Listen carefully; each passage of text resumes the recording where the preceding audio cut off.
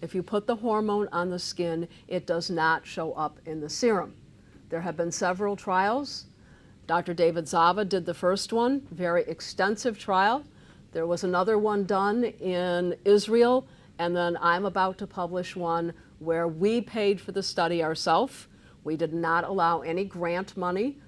My partners and I just opened up our pockets, and we did testing, male and female, people of all ages, all the hormones. We looked at transdermally applied serum saliva. In every single patient, if the hormones went on the skin, it did not show up in the serum. So if you're using serum testing, you are overdosing every single patient you have. You know that in a medical trial, it's rare for someone to say all patients. If you don't believe me, try your first patient, and I'm happy to take your phone call. Because when you try the first patient that you're doing saliva testing on, you'll say the following to me: saliva test is wrong. And then I'll say, try 5 more and call me, because the proof is in the pudding.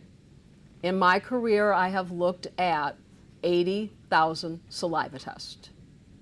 It is very reproducible if you do salivary testing from every single company you would use. It is very reproducible as long as the compounding pharmacist is using quality hormones and quality bases that they put the hormones in, because it does also matter the bases they put it in.